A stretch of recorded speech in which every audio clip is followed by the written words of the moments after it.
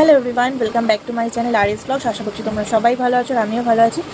আজকে এটা কিন্তু কোনো ব্লগ ভিডিও না, এটা একটা খুব ইম্পর্টেন্ট কথা বলতে পারো, তোমাদের সাথে আমি শেয়ার করছি। আমার সাথে ঘটনাটা ঘটেছে, তো তাই জন্য ভাবলাম তোমাদের সাথে শেয়ার করি, তোমাদেরও অনেক উপকার পাবে, তোমরা সাবধান থাকতে পারবে, ঠিক আছে? তো এই ভিডিওটা হচ্ছে একমাত্র যারা রিসেন্টলি মা হয়েছো, রিসেন্টলি বলতে হয়তো 1 কিংবা 2 দিন হয়েছে মা হয়েছো, বা হয়তো 1 সপ্তাহ হয়েছে মা হয়েছো, বা এখনও যারা প্রেগনেন্ট আছো তাদের জন্য এই ভিডিওটা আমার করা, ঠিক আছে? তো কথা হচ্ছে আমার মানে আমি প্রেগনেন্ট অবস্থায় ভালোই আমার কেটেছিল, কোনো বমি টমি কিচ্ছু হয়নি। অনলি কোনো কিছু শুধুমাত্র আমি কোনো কিছুর মাছ মাংস কিছু গন্ধ নিতে পারতাম না। এটা সব প্রেগনেন্সির মেয়েদেরই প্রবলেম এটা।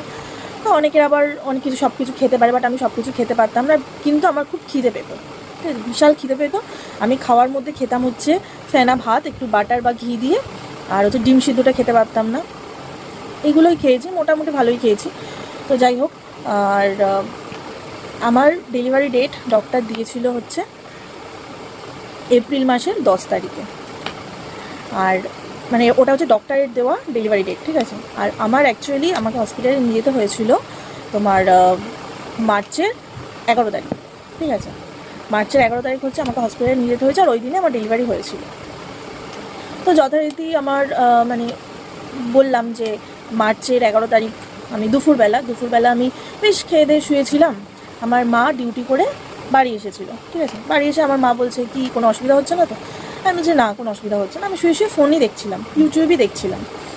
আসলে কী বলতো, তখন না মানে ফোন খোলা মানেই হচ্ছে আমার ডেলিভারি কী করে হয়, বাচ্চাকে কীভাবে মানে সি সেকশনটা কীভাবে করে, এগুলোই দেখতাম।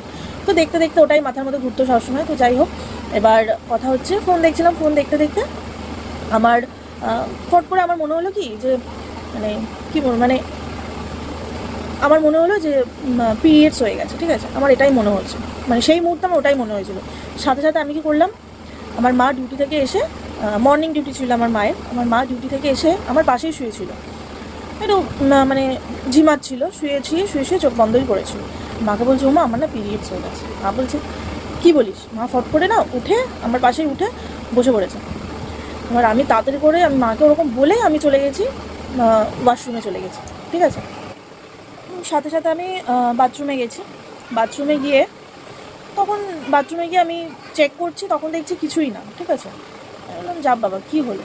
এবার যখন আমি টয়লেটে গিয়ে যখন আমি টয়লেট করতে বসেছি, মানে টয়লেট যেভাবে করে সেভাবে আমি যখন বসেছি, তখন না ওয়াটারফল যাকে বলে সেটা আমি পরে জানতে পারলাম। এবার আমি তো আর জানি না ওই সম্বন্ধে, এবার ওটাকে বলা হচ্ছে ওয়াটারফল। তো যাই হোক, ওরকম হলো, অনেকটা পরিমাণে ওয়াটারফল হলো, ঠিক আছে? এবার আমি এই সম্বন্ধে কোনো আইডিয়া নেই আমার। মাকে ডাকছি, চিৎকার করে মা মা করে ডাকছি। মা বলছে, কী হয়েছে? আমি বলছি, এরকম দেখো, পিরিয়ডস হয়নি আমার হচ্ছে এরকম জল মতন বেরোচ্ছে। এখন মা তাড়াতাড়ি, মানে মার কোনো দিক তাকায়নি, আমাদের আশেপাশে মানে সবাইকে ডাকছে, সব মানে আমার মায়ের যারা মানে আশেপাশে যেসব আমার মামি কাকি জেঠি যারা ছিল তাদেরকে ডাকছে। এবার স্বাভাবিক, এই সম্বন্ধে যে সবথেকে বেশি ভালো জানে সেই মানে বলতে পারবে। এবার মা বাড়িতে অনেকে এসেছিলো, আমার পাশাপাশি মামি জেঠি কাকি, আমার একটা দিদা পাশে থাকে, তো সব এসেছিলো। সব এসে মা সবার কাছ থেকে তোমার নিচ্ছিলো, পরামর্শ নিচ্ছিলো যে এরকম হচ্ছে, কী করা যায়। তখন একজন আমার একটা মানে পাশেই থাকে ব্রাহ্মণ, ঠিক আছে? ওই মামিটা গেছিলো, ওনার হাজব্যান্ড হচ্ছে পুজো করেন, তো উনি হচ্ছে ব্রাহ্মণী। যাই হোক, ওই মামিটা গিয়ে বলছে, আমার মাকে বলছে যে পুরোপুরি বেশি দেরি করো না, নিয়ে চলে যাও, তোমার মেয়েকে নিয়ে যাও, হসপিটালে নিয়ে যাও। তখন মা বলছে, তাহলে কি নিয়ে যাব? সবাই বলছে, না না, এরকম ফেলে রাখা ঠিক না, নিয়ে যাও, এবার যদি কিছু হয় ডক্টর দেখে বুঝবে। কিন্তু আমরা তখনও মাথায় আসেনি যে ওই দিনই ডেলিভারিটা হবে। তো যাই হোক, এবার হসপিটালে নিয়ে যাওয়া হচ্ছিল কোথাও, মানে সেই মুহূর্তে কী বলো তো, মানে অনেকে কী আছে এই সময় কোনো গাড়ি পায় না, কিন্তু তখন কি জানি না, হয়তো জিসাস হয়তো রেখে দিয়েছিল একটা অটো ছিল, ওই অটোটা ওখানে থাকার কোনো কথাই না, ওই অটোটা যে চালায় তার ওখানে থাকার কোনো কথাই না। কিন্তু সেই সময়তে কী করে মা ওই অটো দেখে আমার মামাকে ফোন করে যে কোথায় আছিস তুই, দেখ না একটু অটোর পাশ নাকি। মামা বলছে কি যে মামারই বন্ধু, ঠিক আছে, যে অটোটা চালায় আমার মামারই বন্ধু হয়। তো মামা বলছে কি ঠিক আছে দাঁড়া, আমাদের বাড়ির সামনেই একটা অটো রাখা আছে, উনি যাচ্ছে। এবার যাই হোক মামা ফোন করলো তাকে, যার অটো, এবার সে অটো নিয়ে পুরো আমার বাড়ির সামনে গেল। আর আমি যেই অবস্থায় ছিলাম ওই অবস্থায় না আমি ভালোভাবে ঠিকমতো রেডি হতে পেরেছি না, কিচ্ছু না, শুধু জাস্ট মাথাটা কোনো রকমের আঁচড়ে মা দিল। আর ইয়েটা কী বলবো, নাইটির ওপরে একটা হাউস কোট পরে চলে গেছি। অটোর মধ্যে যেতে যেতে হাউস কোট তো ভিজে পুরো একদম মানে চুপচুপা হয়ে গেছে। মানে কি বলবো, আমি ওই সম্বন্ধে কোনো আইডিয়া নেই। আর আমার পাশে ছিল একটা মামি ছিল আর আমার মা ছিল। এবার ওই মামি পাশে যে মামিটা ছিল, মামিটা বলছে যে মাম তুই পাটা জোড়া করে রাখ, মানে পাটা ইয়ে করবি না, ফাঁকা করবি না, পাটা জোড়া করে রাখ। আর আমি মামির কথা শুনে জোড়া করে আছি, কিন্তু তাও ওয়াটারফল হয়েই যাচ্ছে, ঠিক আছে। এবার অটোটা পুরো একদম জল মতন হয়ে গেছে। তো যাই হোক তাড়াতাড়ি করে গেল, এমার্জেন্সিতে ভর্তি নেওয়ার পর আর লিফটে উঠতে সব ডাক্তারের সব কিছু প্রেসক্রিপশান নিয়ে গেছিলাম। এবার লিফটে উঠতে হাতে না আমি যেই ডক্টরকে দেখাতাম, আমার হচ্ছে ভাঙড়ে হয়েছিল, ভাঙড়ে আমি যেই ডক্টরকে দেখাতাম, মানে একজন লেডিস ডক্টর আছে ম্যাডাম, তো ওনাকে যে আমি দেখাতাম সেই ম্যাডামটাই কি ইয়েতে ওই লিফটের মধ্যেই ছিল। ওই লিফটের মধ্যে আমি মাকে বলছি মা আমাকে ইনিই দেখে। তো মা বলছে যে আমার মা ডক্টরটাকে বলছে যে ম্যাডাম দেখুন না আপনি দেখেন আমার মেয়েকে। তো বলছে ও তাই, শিওর। তারপর প্রেসক্রিপশনটা নিয়ে উনি দেখলো, দেখাটা একেবারে যে কী হয়েছে, প্রবলেম কী হয়েছে, বলছে এরকম ইয়ে ভাঙছে, মানে যেটাকে বেঙ্গলিতে বলে জল ভাঙা। তো বলছে এরকম জল ভাঙছে। তো ডক্টর বলছে যে ইমিডিয়েটলি ওকে ইয়েতে ভর্তি করতে হবে, লেবার রুমে নিতে হবে। তো যাই হোক লেবার রুমে গেলাম। লেবার রুমে গিয়ে আমার মানে গলা শুকিয়ে যাচ্ছে, এত কষ্ট হচ্ছে। মানে কষ্ট বলতে আমার কোনো পেইন কিচ্ছু হয়নি, কিন্তু আমার শুধু ভয় লাগছে যে কী হবে। যেহেতু আমি ভিডিও দেখছিলাম, অনেক ভয় লাগছিলো। তো যা হোক আমি লেবার রুমে শুলাম, ডক্টর চেক করলো, পেটে হাত দিয়ে চেক করলো। চেক করার পরে তো ডক্টর হাত দিয়ে দেখতে ওখানে তো জল ভাঙছেই, ঠিক আছে, লেবার রুমেও আমার জল ভাঙছিল। এবার ডক্টর যতবার আমার পেটে হাত দিয়ে প্রেস করছিল ততবার, ঠিক আছে, মানে ওই ওয়াটারফলটা হচ্ছিল। এবার যাই হোক ডক্টর আমাকে ইঞ্জেকশন দিল, হাতের ঠিক এই জায়গাটা ইঞ্জেকশন, এখনও চিহ্ন তোমরা দেখতে পাবে, দেখো এই জায়গাটা। ডক্টর আমাকে একটা ইঞ্জেকশন দিল, বললো যে এটাতে নাকি পেইন হওয়ার জন্য, যাতে নর্মাল ডেলিভারি হয় তাই জন্য পেইন হওয়ার জন্য এখানটা ইঞ্জেকশন পুশ করলো। তো যাই হোক ওই ইঞ্জেকশনটা দেওয়ার পরে আমাকে ইয়ে করলো, একটা অন্য বেডে নিয়ে গেল। অন্য বেডে শুয়ে আমার তখন কী করেছে, ডক্টররা ভাবছে যে পেইন উঠবে তখন তো পাগলের মতন করবে। তো আমাকে না মানে দুটো হাত, ঠিক আছে, দুটো হাত এদিকে একটা আয়ামাসি, আয়াই তো বলে ওটাকে, যাই হোক সেন্টার থেকে হয়তো পাঠিয়েছে ওদের, যাই হোক দুদিকে দুটো আয়ামাসি এরমভাবে ধরেছিল। আমি বলছি আপনারা ধরছেন কেন, আমার কোনো অসুবিধা হচ্ছে না। তখন বলছে অসুবিধা হচ্ছে না, যখন ব্যথা উঠবে তখন তুমি ছটফট করবে, তাই জন্য ধরেছি। তো যাই হোক আয়ামাসিগুলো ধরলো। আমার তো আস্তে আস্তে মানে যে খুব ব্যথা উঠছে তা না, একটু মাঝে মাঝে ব্যথা হচ্ছে আবার কমছে, ব্যথা হচ্ছে কমছে। এবার আমি তখন বুঝতে পারছি না যে আমি মানে কাকে ডাকবো। আমি কিন্তু তখন আমার মানে মনের মধ্যে আমি শুধু জিসাসকে ডাকছি। আমি যেহেতু জিসাসকে বেশি মানি, জিসাসকে ডাকছি যে জিসাস তুমি আমাকে দেখো, তুমি আমাকে দেখো, তুমি আমাকে দেখো, বারবার করে ডাকছি। আর আমি বলছি আমার ব্যথাটা কমিয়ে দাও। ডক্টর এদিকে ব্যথা ওঠানোর জন্য আমাকে ইঞ্জেকশন দিল, আর আমি জিসাসকে ডেকে ব্যথা কমাচ্ছিলাম। এবার আমি জিসাসকে ডেকে তো ব্যথা কমাচ্ছিলাম, আমার খুব কষ্ট হচ্ছিলো যেহেতু আমার ফার্স্ট টাইম। এবার ছটপট তো করছিলামই, কিন্তু এবার কি বলবো বোঝাতে পারছি না তোমাদের, আমি খুব ব্যথা হচ্ছিলো, কষ্ট হচ্ছিলো। আবার আরও বেশি আমার কষ্ট লাগছিলো পাশের বেডগুলোতে না, মানে যে নর্মাল ডেলিভারিটা যখন করছে মেয়েগুলোর চিৎকার প্রচণ্ড ভয়ঙ্করভাবে চিৎকার করে হচ্ছে, ওটা শুনে তো আমার জন্য আরও আমার বুক টুক কাঁপছে। এবার যাই হোক আমার জিসাস আমার সহায় আছে, অনেকে চায়, বেশিরভাগই চায় যে আমার জন্য সিজারে না হয়, বাট আমি পার্সোনালি চেয়েছিলাম যাতে আমার যেন নর্মালে না হয়। বিকজ কি নর্মালে যে পেইনটা আছে না, ওটা আমি সহ্য করতে গিয়ে আমি সত্যি বলছি আমি হয়তো মরেই যেতাম, আমি বাঁচতাম না। কারণ আমার ভীষণ মানে এইসব হয়তো ব্লাড, তারপরে হাত কাটা, অনেকে হাত কেটে গেলে ওগুলো দেখলে না আমি থাকতে পারি না, আমার মাথা ঘোরে, বমি আসে, এরকম হয়। তো তাই জন্য আমি চেয়েছিলাম যে আমার যেন সিজার হয়, আমার যেন নর্মালে না হয়। অনেক ডক্টর যদিও অনেক চেষ্টা করেছিল নর্মালে করার, বাট হচ্ছে না, দেখছে ওয়াটারফল হয়েই যাচ্ছে। তো তাই জন্য ডক্টর বললো কি ইমিডিয়েটলি সি সেকশনে ওটিতে নিয়ে যেতে হবে। তো এবার যাই হোক বাড়ির লোকে খবর দিল, আমার মা, মামি, তারপর আমার হাজব্যান্ডকে সবার পারমিশন নিয়ে তো তারপরে সি সেকশনে গেল। বললো যে এরকম জল বেরিয়ে যাচ্ছে, তো বাচ্চাকে না হলে বার করতে অসুবিধা হচ্ছে।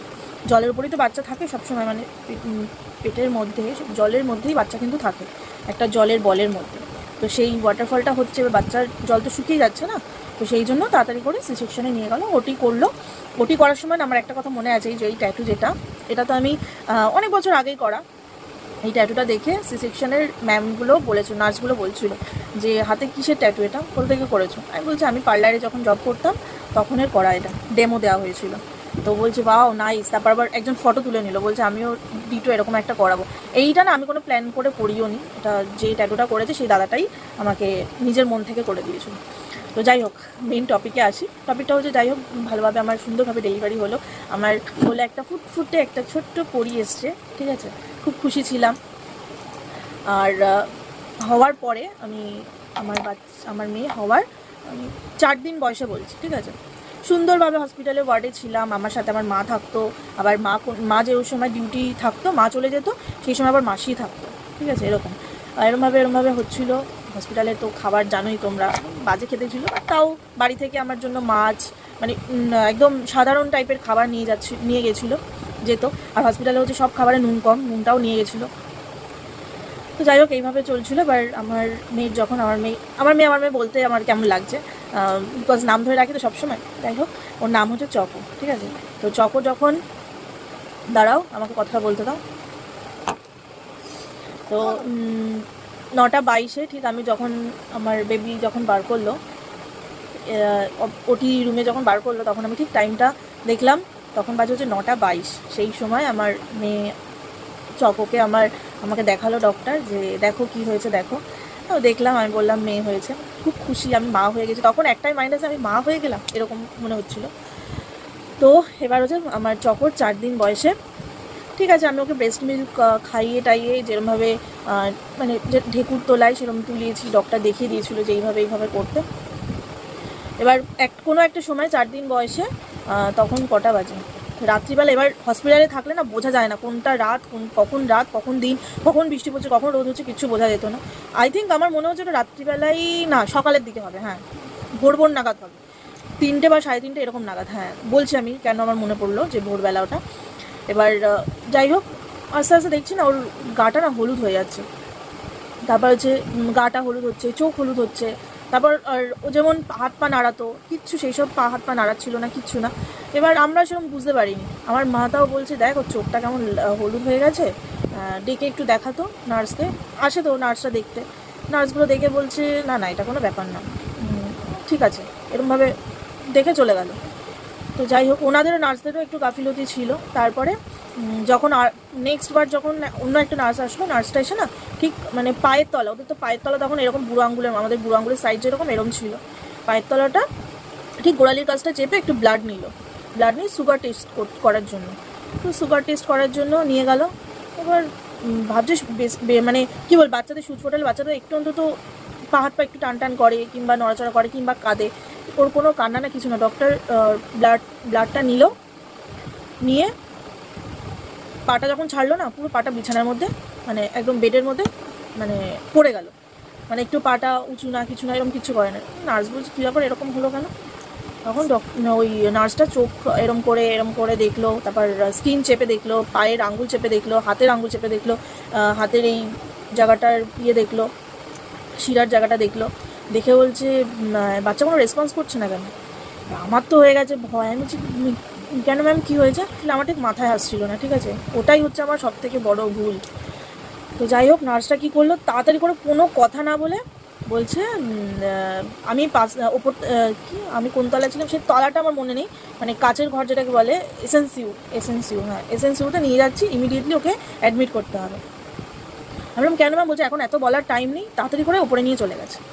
পেছন আমার মা গেছে, আমার মাকে বলছে আপনি আসুন। এবার আমি তো তখন পেশেন্ট, এবার আমি তখন সদ্যমাত্র সিজার হয়েছে, সেলাই তখন আমার কাটা হয়নি, ঠিক আছে। আমার বলতে না খুব পেয়ে যাচ্ছি, কান্না পেয়ে যাচ্ছে। যাই হোক, সেলাই তখন আমার কাটা হয়নি। আমার মা পেছন চলে গেছে, নার্সটার পেছন। আমি এখানে যে কী অবস্থায় যে আছি, না পাচ্ছি মানে বেড থেকে নামতে।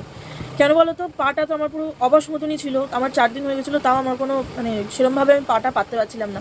টয়লেটে নিয়ে যাচ্ছিলো, আয়া মাসিগুলো ধরে ধরে নিয়ে যাচ্ছিলো, আর আমার চকোকে হচ্ছে আমার মা দেখছিলো যখন আমি টয়লেটে যেতাম। তো যাই হোক, এরকম হয়েছে। তো এবার আমি এখানে বসে কী করবো, আমি কিচ্ছু মাথায় আসছিল না, কিচ্ছু না। তখন মানে আমি যে পাশে শুয়ে আছি, শুয়ে যে ফোনটা নেবো, আমি ফোনটা নেওয়ার আমার শক্তি নেই তখন। তারপরে আমার মা দেখলাম অনেকক্ষণ পর আমার মা আসলো, ছটফট করছে। আমি নার্সগুলো যতবার আসছে আমি বলছি আমার মেয়েটাকে নিয়ে গেলো এখানে, কী হচ্ছে একটু কোনো খবর পাচ্ছি না। বলছে খবর পেয়ে যাবে, তারা খবর পাবে। যাই ডক্টরগুলো এরম বলছে, নার্সগুলো এরম বলছে। মা দেখলাম হন্তদন্ত হয়ে নামলো, নেমে আমাকে বলছে যে তাড়াতাড়ি ওর বাবাকে ফোন কর। বলছি কেন, কী হয়েছে? তখন বলছে ফোন কর না। এবার আমি ফোন করলাম, ফোন করে আমি বলছি, আমি তখনই ফোনটা করলাম, মা ফোনটা হাতে দিল, আমি নাম্বারটা কোনো রকমে বার করে ফোন করছি। ফোন করার পর রিং হচ্ছে, ঠিক আছে, রিং হতে হতে আমি টাইমটা দেখলাম যে 5টা 5:30 এরকম বাজে। আমি বললাম যে এরকম সময় ফোন করছি, ওকে ফোন তুলবে, একটা ভয়ে ছিলাম। তখন আমি মাকে বলছি, মা কী হয়েছে বলো না। আমি গলা কাঁপতে কাঁপতে মা বলছে ওকে ইমিডিয়েটলি ভর্তি করতে হবে, এরকম এরকম হয়েছে, শ্বাসনালীতে দুধ আটকে গেছে। আর আমার তো মাথায় যে আমি বাজ ভেঙে পড়া যাকে বলে, পুরো সেরকম মনে হচ্ছিলো।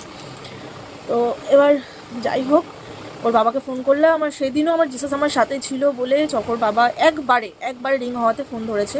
কোনো সময় এরকম হয় না, মানে ওকে সকাল চকোকে স্কুলে নিয়ে যাওয়ার সময় আমি যখন ওকে ডাকি, তখন মনে হয় কতবার ডাকার পর ওঠে। আর ফোন আসলে তো আমি যদি না থাকি ফোন ধরতে পারে না, মানে বুঝতেই পারে যে ফোন এসছে, ফোন এসে এসে কেটে যায়। সেখানে একবার ফোন করাতে ফোন ধরলো, ফোন ধরে আমি বলছি তুমি তাড়াতাড়ি ইমিডিয়েটলি চলে আসো, চকো এরকম এরকম হয়েছে। তখন তো চকো নামটা দিইনি, তো আমি বলছি আমার মেয়ের এরকম এরকম হয়েছে, তুমি ইমিডিয়েটলি চলে আসো। তখন ও আর কোনো কথা না, সাথে সাথে চলে এলো। আমার হাজব্যান্ডের সাথে আমার শ্বশুরও গেছিলো। বাইক টাইক আর মানে করেনি, পুরো ট্যাক্সি ডাকলো যাতে তাড়াতাড়ি হয়। বাইকের পার্কিং অনেকের সমস্যা থাকে, তো তাই জন্য ট্যাক্সি করে মানে হসপিটালে চলে গেল। গিয়ে যতক্ষণ ওর বাবা আসছে ততক্ষণ কোনো খবর বা কিছু আমাদেরকে দিচ্ছে না, না আমার মাকে দিচ্ছে না আমাকে দিচ্ছে। আমার কথা বাদ দিত, আমি তো উঠতেই পারছি না ওখান থেকে, আমার মা তো ওখান থেকে হন্তদন্ত হয়ে বসে আছে। তো যাই হোক, কোনো দিচ্ছে না, তো বলছে আগে বাচ্চার বাবা আসুক।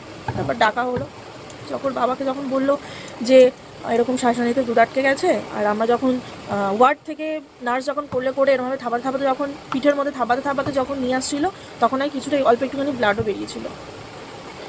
এবার ওটা শুনে আমি তো শুনিনি, ওর বাবাকেই বলেছে। ওর বাবা 2 দিন টানা 2 দিন, যতদিন না ওর ভালো কোনো রেসপন্স আসছিল, মানে ভালো কোনো খবর আসছিল, ততদিন 2 দিন টানা হসপিটালে ছিল, না খাওয়া না স্নান করা না কিচ্ছু। আমার শ্বশুর আসতো, শ্বশুর এসে ওই বিস্কিট যা ওই 2-3 দিন ওই খেয়েছিল। এবার কি বলতো, 2 দিন চকর বাবা এরমভাবে নাওয়া খাওয়া ভুলেছিল। তো এবার কি বলবো, আমাকে দেখতে দিচ্ছিল না, ঠিক আছে, বাচ্চার বাবাই কিন্তু বাচ্চাকে শুধু দেখতে পারবে। এবার ও ওই সময় না পারছে, এইটুকু ছোট্ট একটা কাচের মধ্যে ট্রের মধ্যে শুয়েছিল, না পারছে ওকে কোলে নিতে, না পারছে আদর করতে।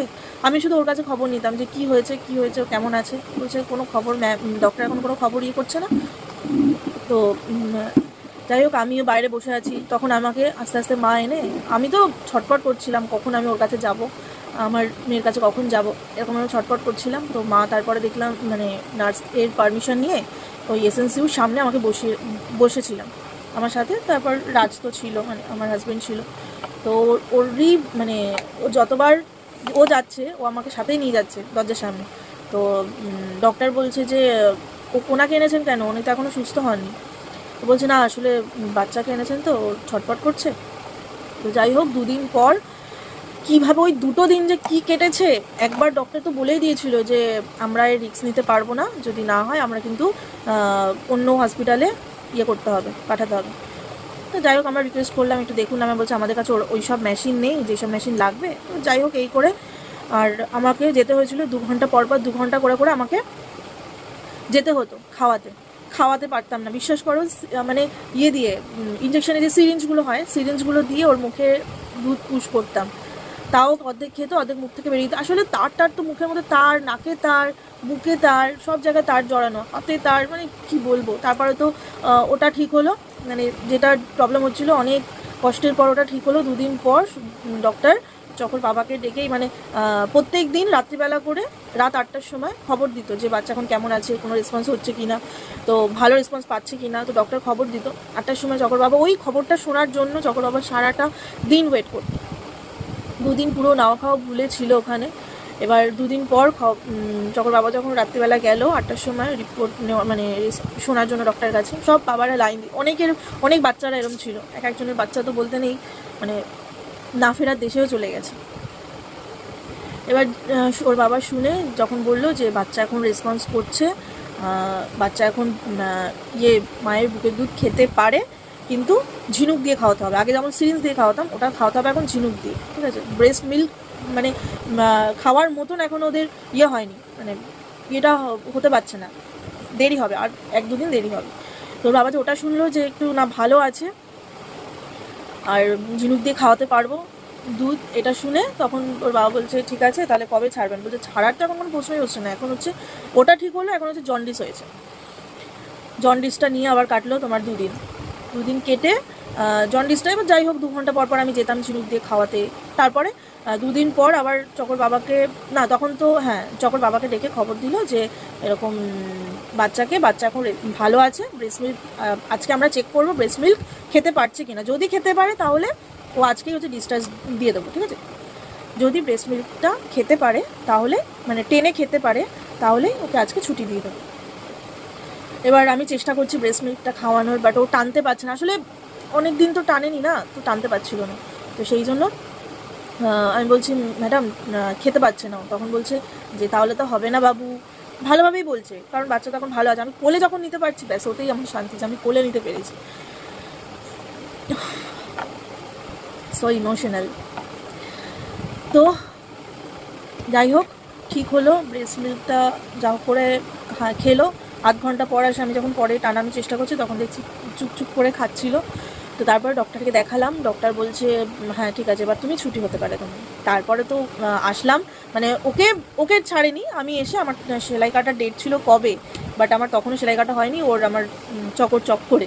তো যাই হোক সেলাইটা কেটে আমার ডিসচার্জ হলো, তারপরে হচ্ছে আমার ছুটি হলো, মানে ওয়ার্ড থেকে আমাকে ছাড়লো, তারপরে হচ্ছে মানে সাইন টাইন করা হলো, তারপরে হচ্ছে চকোকে ছাড়বে। আমি সব কিছু পেপার দেখালাম যে এরকম আমার ছুটি হচ্ছে, ডক্টরকে দেখালাম। তো ডক্টর তারপরে আমার চকোকে ছাড়ার ফর্ম ফিল আপ করতে বললো 1 বছর 6 মাস পর পর এসে তোমাকে চেক আপ করতে হবে। এটাই হচ্ছে কথা তোমাদেরকে জানানো, যে তোমরা প্লিজ বাচ্চা ছোট যারা মা হয়েছে তারা প্লিজ বাচ্চাকে খাইয়ে কোনো সময়, খাইয়েছি তাড়াহুড়োর চোটে কোনো সময় শুয়ে রেখে দিও না। খাওয়ানোর পর ধৈর্য নিয়ে যতক্ষণ না ঢেকুর তুলবে, যদি দেখো যে ঢেকুর তুলছে না, ম্যাক্সিমাম তুমি 25 মিনিট তুমি ওয়েট করো বা 20 মিনিটই তুমি ওয়েট করো, অতক্ষণে আওয়াজ না করেও ঢেকুর হয়তো তুলে দিতে পারে, ঠিক আছে। কিন্তু খাওয়ানোর সাথে সাথে বা শুয়ে শুয়ে দুধ খাওয়ানো এটা তোমরা খাইও না, বা শুয়ে শুয়ে ব্রেস্ট মিল্ক পান করানো করবে না, একদমই করবে না। পুরোটাই কিন্তু একটা বিপজ্জনক জিনিস হতে পারে। যখন ওয়ার্ডের সবাই জানতে পারলো যে আমার বাচ্চাকে ছাড়ছে, তখন সবাই বলছে আমরা ভগবানকে ডাকছি, মানে ওই ওয়ার্ডের মধ্যে আমার মেয়েই ছিল এসএনসিউতে ভর্তি, এত বাজে একটা এত বাজে একটা ব্যাপার নিয়ে ভর্তি হয়েছিল, মানে বলতে পারো সেকেন্ড জন্ম যাকে বলো। ওখানে নার্সরা তো তাই বলছে যে তোমার বাচ্চার 2য় জন্ম হলো। আমার জিসাস আমার কাছে ফিরিয়ে দিয়েছে চকোকে, আমি তার জন্য সেই থেকে আমার জিসাসকে প্রচুর প্রচুর প্রচুর মানি, খুব মানি। এটাই তোমাদের বলার ছিল। আর তোমরা স্কিপ না করে তোমরা যদি দেখে থাকো ভিডিওটা, তোমরা নিশ্চয়ই বুঝবে যে আমি কী বলতে চেয়েছি। আর এটাই কথা। তো চলো আজকের ভিডিওটা ভালো লাগলে বা তোমাদের যদি কোনো কাজে লেগে থাকে ভিডিওটা, তোমরা প্লিজ কমেন্ট করে জানাও। আমি তাহলে আমার বিয়ে নিয়ে তোমাদের, মানে লাভ স্টোরি যাকে বলে, লাভ স্টোরি নিয়ে তোমাদেরকে একটা ভিডিও শেয়ার করব, তোমরা প্লিজ দেখতে পারো। চলো আজকের ভিডিওটা আমি এরমভাবে ভিডিওটা আমি সেরমভাবে এই ভিডিওতে আমি কথা বলতে পারছি না, তার কারণ আমি তো এরম ধরনের ভিডিও এই ফার্স্ট টাইম বানালাম, আমি ঠিক বোঝাতে পারছি না যে কিভাবে ভিডিওটা করলে ঠিক হবে না। তবে তোমরা হয়তো বুঝতে পেরেছো কি বলতে চেয়েছি আমি। তো চলো আজকের ভিডিওটা এই পর্যন্ত রাখছি। আবার দেখা হচ্ছে নেক্সট ভিডিওতে।